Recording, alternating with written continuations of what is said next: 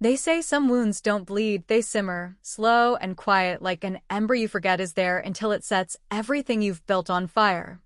I was 12 when I realized my family didn't actually see me, not really. I was the second daughter, the one who arrived 6 years after my sister Julia, which meant I spent most of my childhood trying to catch up to someone I could never quite reach. She was the star, the golden girl, the one whose footsteps echoed like applause down the marble-tiled hallway of our suburban home. I was quieter, smaller, not just in size, but in presence. Where Julia demanded the room, I lingered at its edges, waiting for a turn that never came. Our house sat like a glossy magazine ad at the end of a cul-de-sac lined with trimmed hedges and smiling secrets. The inside was just as polished. Picture frames of Julia in every stage of life decorated our hallway, her soccer medals, her honor society certificates, her framed essays with excellent, scrawled in red ink by adoring teachers. I had my corner of the fridge, of course, if you looked close enough. Wedged between a dog-eared grocery list and a magnet from Yellowstone, you might have found a drawing I did in 5th grade. A tree, I think. Maybe a house. I honestly couldn't remember anymore. Julia had this charm that worked like gravity. When she walked into a room, people straightened up, laughed louder, nodded more eagerly. She knew how to work a compliment like a sculptor, molding every conversation, so she came out the heroine, humble yet radiant. By high school, she wasn't just popular, she was legendary. Homecoming queen junior and senior year. President of the student council. She could have said she wanted to be a professional puppeteer and our parents would have bragged about it like she'd invented electricity. Me? I liked books. Quiet, solitary things that didn't talk over me at dinner. I liked sketching houses, blueprints mostly, not the pretty kind of art Julia dabbled in. I found peace in geometry and logic, in the way a structure made sense even if people didn't. When I told my parents I might want to be an architect someday, my mother blinked like I'd spoken in Morse code. "But what would you do with that?" she asked, as if I hadn't just told her exactly what I wanted to do. The real fracture came during career day in 9th grade, when Julia, senior year Julia, flawless Julia, was invited back to give a keynote speech to inspire the younger students. She stood on that auditorium stage like it was built for her, hair perfectly waved, heels clicking like punctuation marks, her voice clear and confident. "I want to be a CEO," she said. "I want to lead, innovate, change the world." The applause was thunderous. Teachers beamed. My parents sat 2 rows ahead of me, eyes glistening with pride. I was next. They called my name. Elise Hartman, freshman. My palms were slick. My stomach was a battlefield. I walked to the podium with every nerve in my body jangling like glass in an earthquake. I looked out at the crowd and saw Julia whispering something to our mom, who laughed behind her hand. "I want to build something," I said. My voice was too quiet. I cleared my throat and tried again. "I want to create something that helps people. I don't know exactly what yet, maybe houses, maybe shelters, maybe something people can depend on." There was a beat of silence, then laughter, actual laughter. Not the cruel kind, not yet, but the awkward kind that happens when people don't know what to do with what you've just given them. The worst part wasn't the students. It was my father, who smiled the way someone does when a child says they want to be a princess astronaut. "Well, that's different," he said later in the car. But the moment that seared itself into my memory didn't come on that stage, or in the awkward silence that followed. It came a week later when I was walking past the kitchen to get a glass of water and I heard Julia laughing, this breezy, effortless sound, and our mom's voice, low and familiar. "She's just too soft for business," Julia said. "She thinks with her heart." You know how Elise is. They didn't know I was there. They didn't know I was listening. Or maybe they did, and it just didn't matter. I remember gripping the edge of the sink so hard my knuckles went white. I remember the way the water tasted when I finally drank it, metallic and wrong. And I remember promising myself that day that I would not become Julia. Not out of spite. Not because I hated her. But because I needed something that was mine. I needed to build something they couldn't laugh at, something so real and solid it would stand even if no one applauded. That night, I opened a blank notebook and began sketching the first of many ideas. A shelter with solar panels, a school with free heating, a community center that doubled as emergency housing. I wasn't sure if I'd ever make any of it real, but for the first time in my life, I felt something close to certain. I wasn't going to be Julia. I was going to be Elise. And that was going to be enough. If you asked anyone at the time, family, friends, teachers, even the few classmates I occasionally shared coffee with, they'd tell you I had disappeared after college. There were no Facebook posts from company mixers in glass towers. No selfies taken inside glossy boardrooms. No carefully curated LinkedIn updates about joining the team at some place with marble floors and rooftop brunches. While Julia strutted into her first job at Cartwright and Bell, a Fortune 100 darling with views of the skyline and a starting salary that sounded more like a lottery win, I quietly stepped into a second-floor office above a laundromat that smelled faintly of bleach and overcooked starch. I had accepted a job at a consulting startup that no one had heard of, no brand name, no benefits, no promises.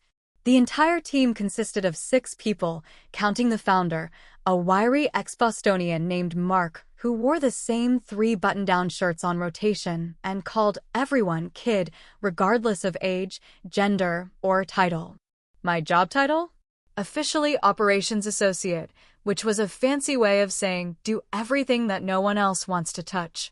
My first desk was actually an abandoned supply table, wedged between the copy machine and a wall stained with old coffee drips no one had the time or motivation to clean.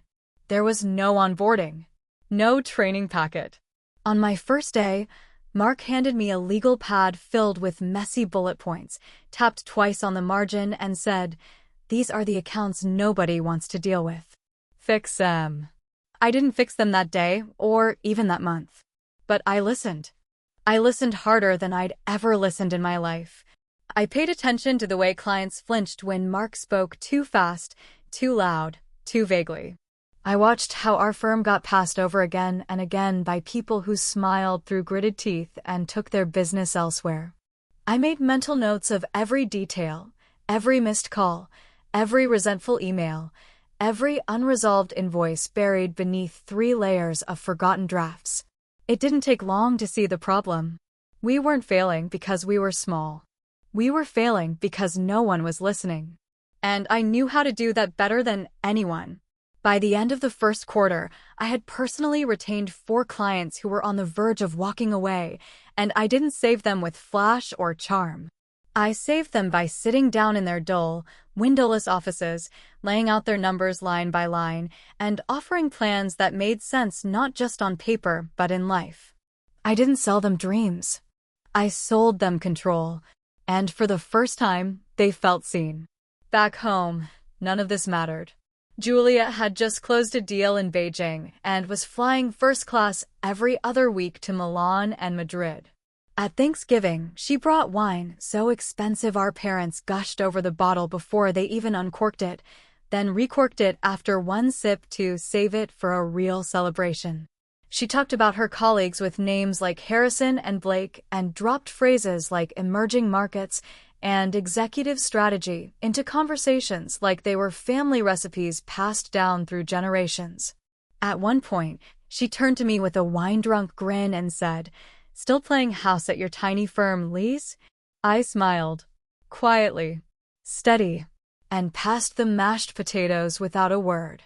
What she didn't know, what none of them knew, was that I had spent the last 6 weeks finalizing a new retainer contract with a logistics company that would triple our operating revenue. That I had just rewritten the firm's internal systems from scratch using software I taught myself after midnight. That Mark, in a moment of desperation, had confessed he was considering selling the company to a larger firm for a buyout barely worth the office furniture. That I had talked him out of it, not by begging, not by pleading, by showing him numbers, possibilities, roadmaps. "Kid," he said that night in the parking lot, shivering from his 3rd cup of vending machine coffee, "you're not just saving this place. You're rebuilding it. The following Monday, he offered me a formal promotion and a 15% stake. He handed me the papers with a pen that barely worked and said, "Don't make a big deal out of this. But you earned it." I signed in silence. Not because I didn't feel something, but because I felt too much to say anything useful. And besides, who would I have told? Not my parents, who still asked if I was doing okay for money every time I visited, slipping $20 bills into my coat pocket like I was on the verge of bankruptcy. Not Julia, who once loudly joked at Christmas that I probably still paid my rent with rolled coins. Not my old college friends, most of whom had drifted into tech jobs and investment firms and now replied to texts like they were declining dinner invitations at royal banquets. I told no one. Instead, I showed up early the next day and cleaned the entire office by myself, scrubbed the counters, dusted the shelves, unclogged the kitchen sink that had smelled like despair since October. Then I threw out the broken coffee machine and bought a new one with my own money, because I believed in small beginnings. By the second year, I was running half of the company's client portfolio. By the third, I had rewritten every operations protocol and started mentoring the new hires myself, quietly, efficiently, with no fanfare. Mark stopped calling me kid. He started calling me partner. At family gatherings, Julia still made her digs. At one particularly cold Easter brunch, after I mentioned I couldn't stay late because of an upcoming presentation, she laughed and said, "Let me guess, you're pitching to a dentist again? Must be riveting." My father chuckled. My mother sipped her mimosa without meeting my eyes. I said nothing, because the next morning I was flying out to meet with a European shipping conglomerate that had specifically requested me to lead the expansion analysis. Because one of the clients I had nurtured from near bankruptcy was now being courted for acquisition by a major player in the Southeast.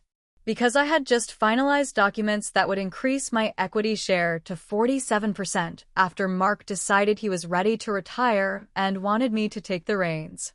He hadn't even told the rest of the staff yet. He'd only told me. And I hadn't told anyone. It wasn't a secret. It just didn't need to be a performance. The night the final paperwork was signed, Mark and I sat in silence inside a quiet Italian place with sticky menus and a waitress who called everyone Han. He slid the folder across the table with a soft smile and said, "I built this because I believed in possibility. But you believed in people. And that's what made it real." He raised his water glass like it was champagne. "To the quiet ones," he said. I clinked mine against his and nodded once. "To the ones nobody saw coming." Later that evening, I walked home alone beneath flickering street lamps and a sky smudged with low clouds. My phone buzzed with texts from Julia, something about a gallery opening and how I really should get out more. Our mother had forwarded a message about a neighborhood committee that needed volunteers and thought, maybe Elise could do something with her free time. I smiled, tucked the phone in my coat, and kept walking. I didn't need applause. I was too busy building an empire. There are 1,000 different kinds of silence in a family, but the one that echoes loudest is the kind wrapped in expectation. Julia's wedding weekend began exactly the way I thought it would, grandiose, overly orchestrated, and stiff with performative warmth.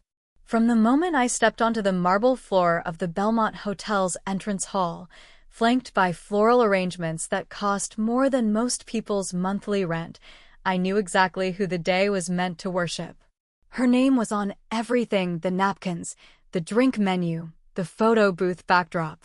Julia and Graham. A brand, not a couple. The irony that I was asked to be maid of honor was never lost on me. It was never about affection or inclusion. It was about optics. "It'll look good for the photos," my mother had said during one of our tight-lipped phone calls, her voice brittle with the effort of sounding cheerful. "Just smile, Elise. It's only a few hours." Julia hadn't even called me herself. The request came via group text: "If you could call, need you to do a toast." Don't make it weird. A request at all. I accepted with the same kind of quiet I had learned to armor myself in. The kind that doesn't crack, doesn't protest, doesn't ask for space. I knew my role. Smile.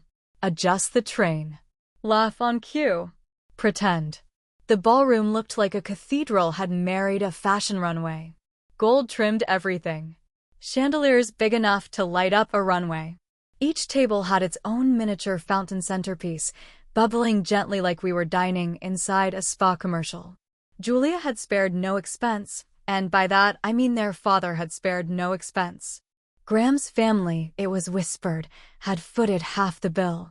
The rest was, as always, written off as an investment in future impressions.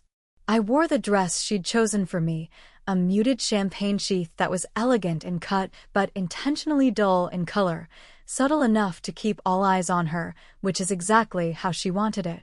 Graham was pleasant enough, charming in that practiced, CEO on his best behavior kind of way. He thanked me politely when I handed him the custom cufflinks Julia had insisted we all split the cost for. I smiled, nodded, and stayed out of the way.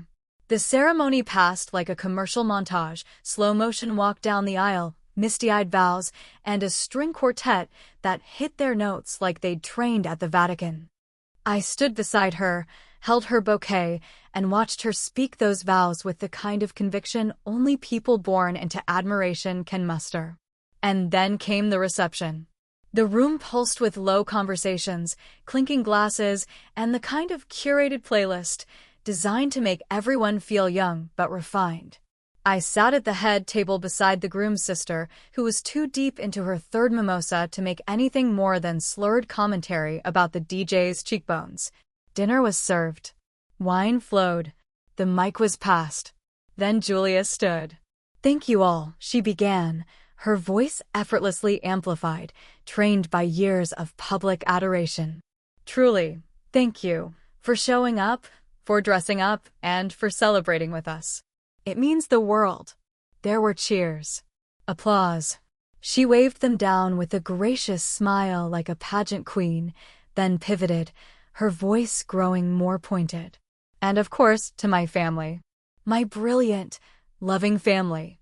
Her eyes landed on our parents, who beamed like spotlights had been aimed directly at them. "Mom, Dad, you've always believed in me. You've always pushed me to reach higher, even when I thought I'd already reached the top." Another wave of applause. Her voice turned saccharine. "And then, my dear sister." I felt the eyes before I saw them. "Elise," she said, smiling the way a lion might just before it leans in for the kill. "Still at that tiny consulting firm, huh? I guess somebody's gotta answer the phones." Laughter rippled across the room, awkward, restrained, the kind people offer when they aren't sure if they're witnessing a joke or a public execution. I smiled. Not a polite smile. Not a broken one. A deliberate one. And then I stood. Not because I had planned to. Not because I had something rehearsed.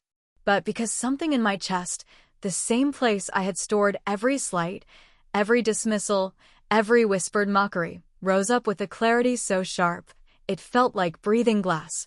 Before I could speak, however, Graham turned. His brow furrowed. His smile faded slightly. "Wait," he said. "I'm sorry, did you say?" "Elise." I nodded once. His eyes scanned my face like he was trying to match it to a memory. "You're Elise Hartman," he asked, louder now, his tone shifting. The room paused. I nodded again. He blinked. "From Hartman Strategic?" Now it was Julia's turn to freeze. The silence spread like a tidal wave.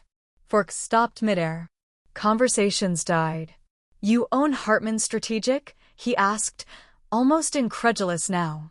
"I met with your firm last quarter. I saw your name on the shareholder reports. I thought it was your father or something." My voice came calmly, clearly. "No," I said. "It's me. I own the company." A breathless stillness swept through the room. Julia turned toward me slowly, her mouth half open, her hand still clutching her champagne flute like it might offer a life raft. "You, what?" she asked, her voice strangled between disbelief and horror. I turned fully now, facing her and the entire room without flinching. "Yes," I said. "That tiny firm you just mocked? I built it. From the ground up. I own the majority stake. We work with 6 international partners. We just signed a contract with one of the largest logistics firms in Europe. I didn't raise my voice. I didn't need to. The words hit like thunder in a church. Our parents sat frozen, their smiles twisted into something unreadable. My mother looked down at her napkin. My father reached for his water glass like he needed to reset the entire simulation. Julia's face crumpled into something between anger and confusion, a mask cracked too suddenly by something she had never prepared for. "And you never said anything," she hissed, still trying to whisper in a room that had gone dead silent. "Why would I?" I asked, my tone still serene. "You never asked." I placed the mic gently back on the table. Then I turned. And I walked away from the head table, from the centerpiece of this carefully constructed fantasy.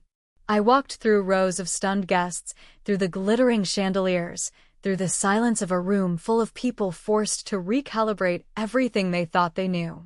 As I passed the photographer, I caught her whisper to her assistant, "Get this. This is the shot." I didn't turn around. Because I didn't need to. For the first time in years, they weren't laughing at me. They were seeing me. And that was more than enough. They didn't call right away, not that night, not even the next morning when I knew they'd be replaying every word, every stunned expression, every sideways glance that shattered the illusion they had worked so hard to maintain. But silence always cracks under the pressure of bruised pride. It was my mother who reached out first, her voice sharp with the effort of sounding soft. She called me 3 days after the wedding, as if spacing out the damage would somehow lessen the blow. "Elise," she said, her tone teetering between warmth and accusation. "Why didn't you ever tell us what you'd built?" There was no "how are you?" No congratulations. No recognition of the years I had worked while they laughed behind wine glasses. Just that one brittle question, shaped like concern but laced with shame. I stood in my apartment's kitchen, the cordless phone pressed to my ear as the kettle screamed behind me, its whistle like a siren pulling me back into a life I had outgrown. I turned off the stove, but didn't answer her right away. I let the silence stretch. Finally, I spoke. "Because you never wanted to know," I said. "You wanted me small, manageable, someone you could pity." There was a beat of silence so long I thought she might hang up. But she didn't. "Elise," she finally said, her voice cracking in a way I hadn't heard in years. "That's not fair. We didn't know." I smiled without humor. "You didn't want to know," I corrected her gently but firmly. "There's a difference." We didn't talk long. She said something about how proud she was, but it came out stiff, hollow, like reading from a script she had never rehearsed. I thanked her, then ended the call. That night, I didn't cry. I didn't rage. I sat on my balcony, sipping tea and staring out at the skyline I had once dreamed of owning a piece of and now did. I thought about the years I spent downplaying every win. The press releases that went out without my name, at my request, because I didn't want attention. The interviews I turned down politely, even when journalists begged for a quote, a photo, a paragraph of insight to tie to their story. I thought about the moments I had stood on stages, faceless behind the numbers I had built, letting someone else take credit because anonymity felt safer than scrutiny. There had never been an accident in my silence. My invisibility had been armor. I chose the shadows because I knew how quickly people tried to steal your light the moment they realized it belonged to you. Julia called 2 days later. It wasn't to apologize. It never was. "I've been thinking," she said, voice tight and clipped, like she had rehearsed the conversation too many times and none of the versions went how she wanted. "I think maybe people misunderstood what I said at the wedding. It was a joke." I didn't interrupt.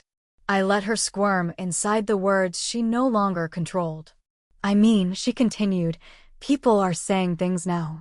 Like I was cruel." I wasn't cruel, right? "You were honest," I said flatly. "You meant it. That's the part that stings, you meant it." She hesitated. "You blindsided me," she said, and that's when I laughed quietly, bitterly, without warmth. "I blindsided you?" I asked. You called me a glorified receptionist in front of 200 people who never thought to ask me who I really was.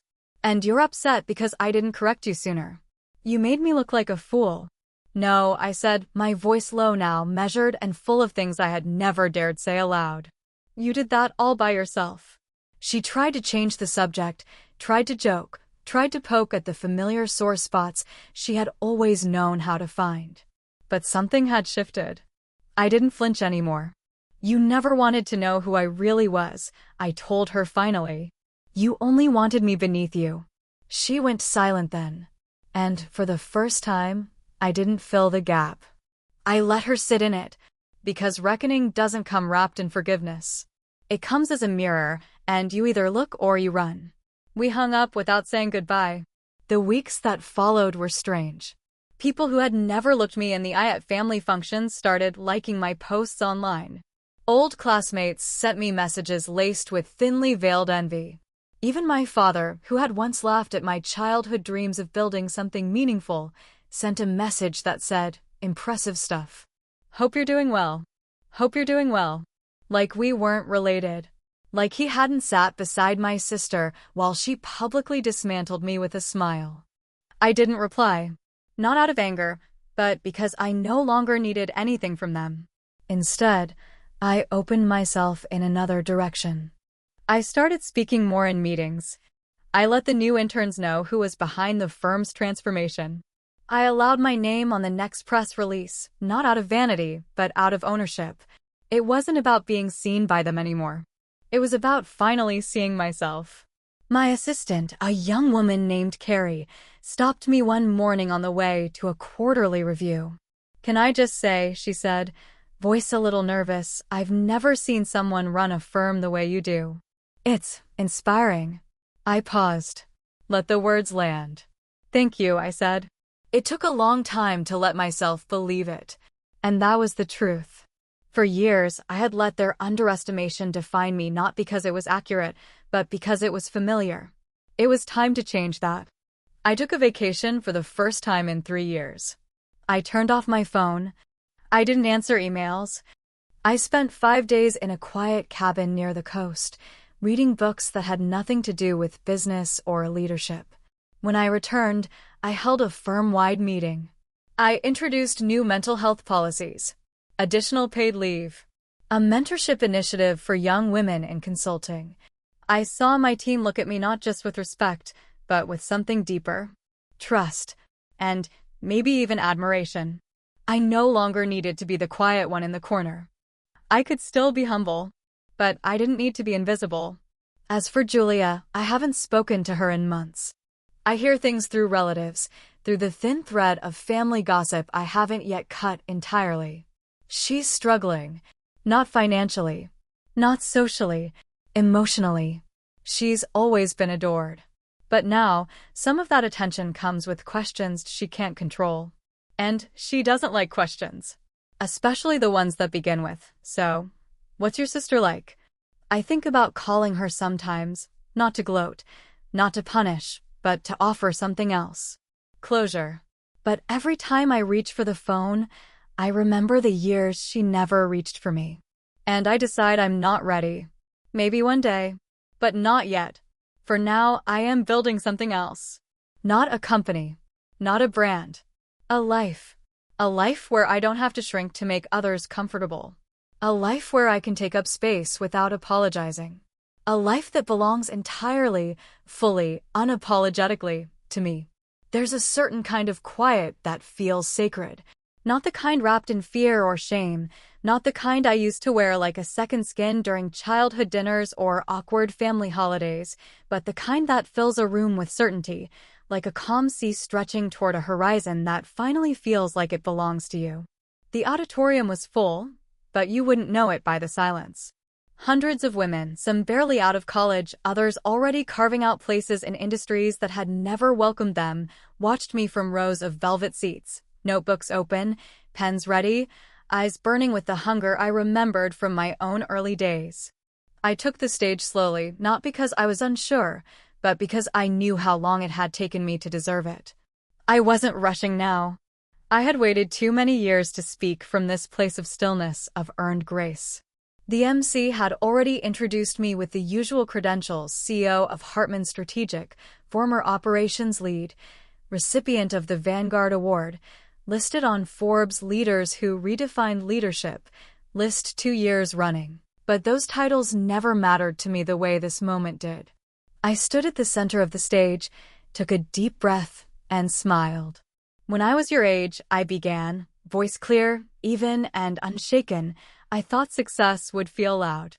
I imagined applause, bright lights, names on doors, and heads turning when I entered a room." A few women chuckled. Others nodded slowly, knowingly. But that's not what success is. Not really. Success is built in the dark. It's forged in those quiet nights when no one is watching, when the reward isn't a trophy or a title, but the strength you learn to carry alone. I paused, scanning the crowd, letting the weight of that truth settle. Success isn't loud, I repeated, softer now but no less powerful. It's quiet. It's built on nights nobody sees. It's yours before anyone claps for it. That was the line I had written in my journal years ago, after the wedding, after the call from my mother, after I finally stood up to the sister who had never learned how to look at me without trying to look down. It had stayed with me ever since, not as a mantra, but as a map. Because I knew what it felt like to build something no one believed in until it was too big to ignore. I knew what it meant to rise in a house that trained you to kneel. Later that afternoon, after the panel, I stood backstage speaking with 2 interns who had asked to shadow me. They were bright, eager, raw in the way only women still learning to be unafraid can be. I answered their questions, gave them advice, reminded them that the most important work is often invisible until the world catches up. And then I saw her. Julia. She stood just inside the exit, one hand gripping her handbag too tightly, the other holding a paper coffee cup she wasn't drinking from. She looked thinner than I remembered, not in body, but in presence. Her clothes were sharp, expensive, but hung off her like armor no longer built for battle. Her hair was still perfect. Her smile was not. I excused myself from the interns with a soft thank you and crossed the room slowly. When she saw me approaching, she straightened, smoothing the front of her blazer like she was preparing for an interview. "Elise," she said, that familiar tremor tucked inside the syllables. "Julia," I replied, calm but not cold. "Just steady." She hesitated. "I saw your name on the keynote," she said. "I wasn't planning to stay, but then I did." I nodded. I didn't ask why. Some answers are obvious. She shifted her weight, looking for a place to anchor herself that didn't feel like sinking. "Graham and I, we're no longer together," she said, not looking at me. "The company moved me to a different division. Less responsibility. Less pressure, I guess." I didn't speak. I wanted her to say what she had come to say, not what she thought I needed to hear. "I didn't come to ask for anything," she added quickly, as if catching herself in a thought she didn't want to admit out loud. "I just wanted to say that I'm sorry for how I treated you, for what I didn't see." That was the moment my old self, shy, bruised, desperate for validation, might have rushed to rescue her, might have reached for the lifeline and handed it back to the person who had once taught me how to drown. But that girl was gone. And I had no desire to be a savior. "I appreciate that," I said quietly. "And I believe you." She looked surprised. Not because I was kind, but because she expected resistance. "But Julia," I continued, voice firm now, "I'm not here to fix anything. Not this time." She nodded, slowly. Her mouth twisted like she might cry, but didn't. That was the thing about Julia, she never let tears ruin her makeup. Even when the world around her cracked. "I just wanted to tell you," she said again, softer now. And then, like always, she turned and walked away first. But this time, I didn't feel small watching her leave. I felt free. Later that week, I was back in the office, sitting at the far end of the conference table as our junior staff pitched ideas for a new client. The lights above hummed softly, The windows glowed with afternoon sun, and the room pulsed with energy that felt earned, not borrowed. At the front of the room stood Avery, 26, whip-smart, and absolutely fearless. She spoke with confidence I hadn't found until my 30s. She gestured to a screen filled with data, strategy, nuance. And then she looked at me, just for a second. Not for approval, but for acknowledgement. And I smiled, because this moment, this room, this company was my legacy now. Not the headlines, not the awards, not even the net worth. This. A space where women could be strong without being cruel. Where kindness and brilliance didn't cancel each other out. Where power was shared, not hoarded. Where daughters who had once been silenced built empires that made noise not for applause, but for impact. I leaned back in my chair, hands folded, heart full. And I thought, this is what it means to win. Not to dominate, but to define. On your own terms. And never hand them back.